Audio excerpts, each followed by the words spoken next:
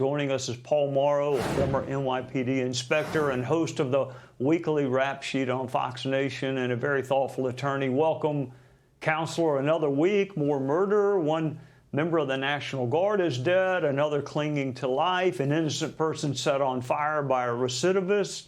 What is going on in this country, Paul?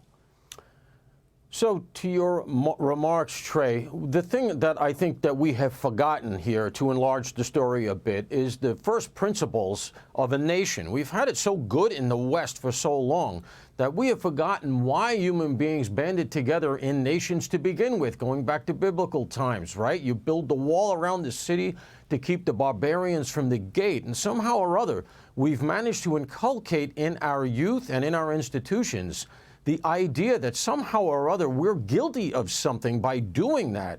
And you can talk about crime numbers all you want, but you and I both know that, number one, most crimes are not reported. That's just a statistic. Even my property crimes, it's like 75% of property crimes don't even get reported at this point. But the bottom line is, in our cities, there is an air of menace, an air of disorder. For political reasons, it won't be addressed. And I want to be clear, because I just testified in Congress, as you know, you and I were talking about it on this very issue. And the point I wanted to make is we don't have to incarcerate our way out of that, which is the line that always comes back to you. We're not talking about locking up millions more people here. What we're talking about is data-driven surgical enforcement. If you locked up, according to all the studies, about 1,000 incorrigibles here in New York City, the difference on the ground would be perceived instantaneously. These are people who are hearing voices, pushing people in front of trains, lighting people on fire, double-figure recidivists, mentally ill. If you just managed to put those people away for their own sake, the city would be very different, and that goes cross-country. You know, Paul, you raised so many points in that. Number one, public safety is the primary function of government. Number two, it's a small percentage that makes life miserable for the other 90+%. But I want to drill down. I mean, crime has always been political with a little p, and that we decide what conduct is lawful, and we put a system in place to adjudicate conduct. But now crime has been politicized with a big P, a capital P. And I swear, Paul, I don't understand that. The desire to stay alive should supersede politics. I mean, you would think, right? I would go so far as to say it's been more than politicized, it's been weaponized. And if you have the temerity to say something like I just did, you're going to get shouted down, you know, somewhat due to TDS. We all know that that's part and parcel of it. But this has been going on for quite a while. And I want to make this point. I'll show you how far it's gone in New York. Under the de Blasio administration, which is now 2 administrations ago, they put in place a plan to close the New York City jail, Rikers Island. Nobody read the fine print.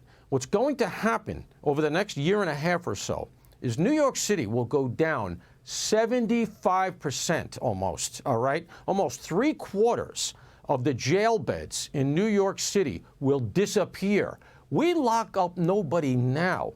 This is the city where we lock up our toothpaste and not our perpetrators, not our recidivists. And it's rife throughout the system. The prosecutors, the judges, God knows, okay? Because it's all politicized. That instrument has hold of the entire apparatus. The far left progressives, they own the whole thing. And as a result, we're going to lose almost 3/4 of our jail beds. What is New York City going to look like when we go down from where we are here? This decarceration has been institutionalized across the blue cities in this country. And until it bottoms out for political reasons, I don't think anybody wants to acknowledge it.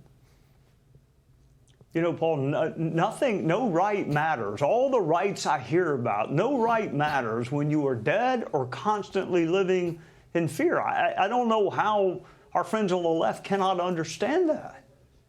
No, of course, and nothing works without safety. You and I both know that. The tourists will stop coming, the businesses close up. I see it in New York all the time now, empty storefronts, and so what happens? Homeless people take up residence there, It's the whole broken windows theory that has been discredited among the progressives. And the reason it was discredited is because it worked. And it hit a lot of the institutions that you and I are talking about. It hit their bottom line. And they want that money. And so at the end of the day, it's power. And people have to vote and speak up because we're losing our cities. And we can't have that. These are our jewels in the crown. Why are we giving them away? All right, Paul, there's a house for sale on my street in South Carolina. Well, I'm going to go put a little deposit down on that for you. We don't lock up our toothpaste down here. Sometimes we don't lock our doors. So we can't wait to have you down here in the deep south of South Carolina. In the meantime, thank you for loaning us your expertise. You're both a former police officer and an attorney. It's a unique perspective. Thank you, sir. Hey, Sean Hannity here. Hey, click here to subscribe to Fox News YouTube page and catch our hottest interviews and most compelling analysis. You will not get it anywhere else.